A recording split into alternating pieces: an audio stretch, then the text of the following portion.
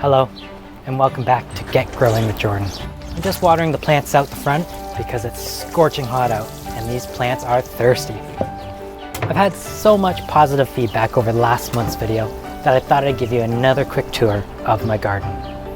It's late June, early July, and the heat is making so much of these plants grow. So come on back, I've got lots to show you.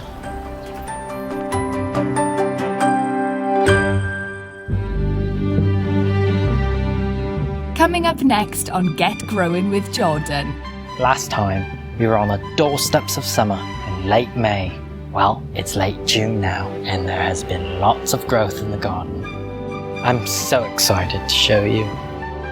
With the summer heat blazing down on our gardens, Jordan has the advice that can save your plants and keep them looking lush. Welcome to Get Growing with Jordan.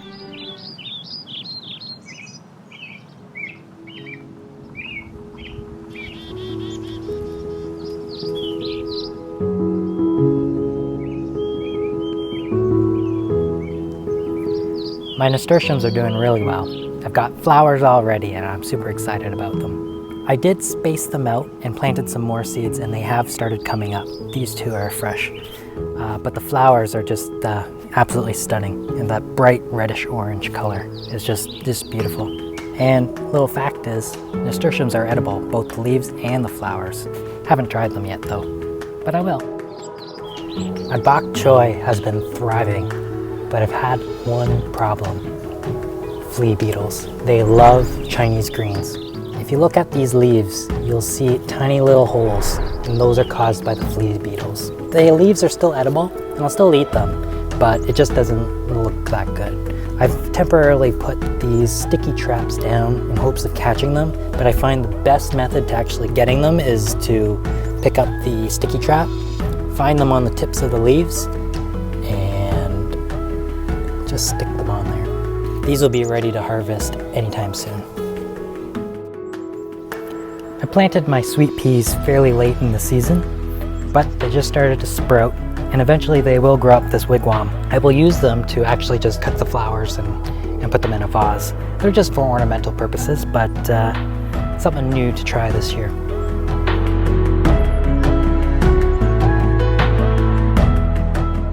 The cucumber plant has grown phenomenally.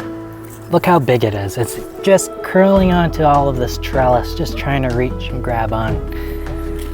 Oh, and I think I'm gonna be a cucumber dad. I see a few already. I think normally they grow on the ground covering, but it's been latching onto the trellis, so with any luck I can contain it to just this area. But I already see quite a few flowers and some cucumbers. The smell of sage. Beside it, I've got purple basil, which I've already picked already, and let me just say, it's perfect for pizza. And I've got chives over here as well. Haven't chopped any of that off, but look at it, it's just growing so fast and so tall. This garden over here has been perfect for lunches. I've harvested arugula for my salads, arugula also for my pizzas, and lettuce for my burgers. My beets have had a little bit of trouble with leaf miners. It's a pest that actually lay eggs inside of the leaf, and the caterpillars live inside and chew away in the middle. One way to get rid of leaf miners is to identify them early enough and just suppress them. That'll kill the little worm inside. I will have to plant some more later, so I will have another round of beets coming later on in the early fall. I picked up this kale from the garden center a few weeks ago. I've never grown it before, but it's very pretty and it is pretty tasty. I've chopped off a couple leaves and made a stir fry out of it so far. So far so good. It's supposed to grow little kalelettes, is what they call it, in the corners of each of these stems. So we'll see how this turns out.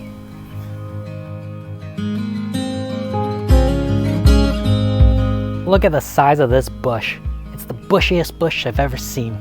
These blackberries are just starting to change colors, and in a couple weeks, I'll be able to harvest them. I wonder how many pints of blackberries I'll get this year. I've had a lot of success with my curly kale. The only problem is I have to come out every single day looking for the cabbage moths. those cabbage moths, those little white moths, come around and lay eggs on the undersides of the leaves. So I have to go underneath and find these eggs and squish them. I've harvested a lot so far. I've made a sauteed kale with garlic and sesame seed oil. It's perfect. One quick tip is to use a reusable produce bag and cover your kale and other vegetables that may be vulnerable to pests such as cabbage moths.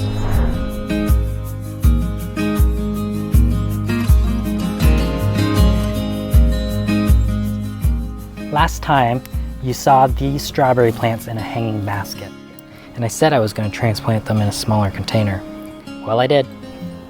I split them up into these 2 containers in hopes that they'll reproduce and create more strawberry plants. I put them in these taller containers just so that the fruit don't touch the bottom, and so far so good. I've harvested a few already. These pepper plants are thriving, and they're thriving a bit more than the ones that are planted in the ground. And I think the reason is because these are in grow bags, where the roots can get lots of oxygen all the way around. I've been soaking them in my little pool so that the water seeps in from underneath the ground all the way up, instead of watering them on top. And I think that's made a big difference. You can see these peppers already have some quarter-size round bell peppers already, and within a couple weeks I think they will start to turn red. This is my cherry tomato plant that I grew from seeds, and not just from any seeds. These were seeds grown from England when I was there in 2018. Great Auntie Marion gave me a couple seeds to bring back home to Canada, and sure enough, I've grown them for the 2nd year. It's important to remember to pull off these suckers. And they grow in a 45-degree angle in between the leaf stem and the main stem. It's important to pull these off because it'll use a lot of energy to grow more flowers on these, and by taking them off it will put more energy into growing tall.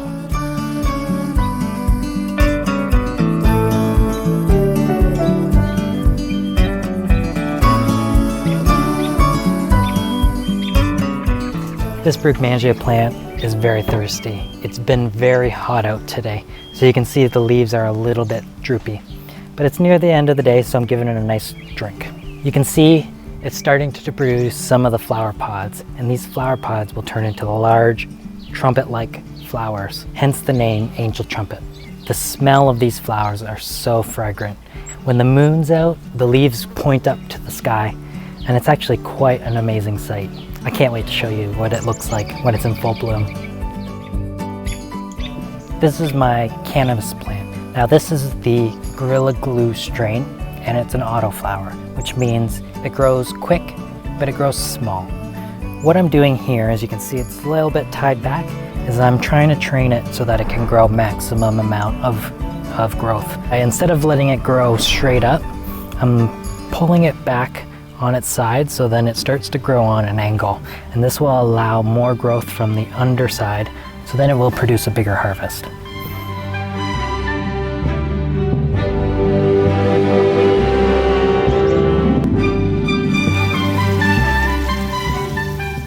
Well, there you have it.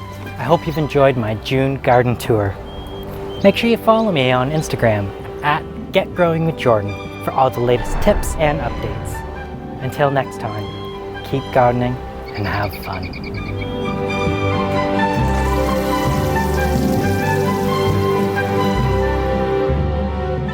Have you got a garden-related question? Post your question below and it may be answered on an upcoming video.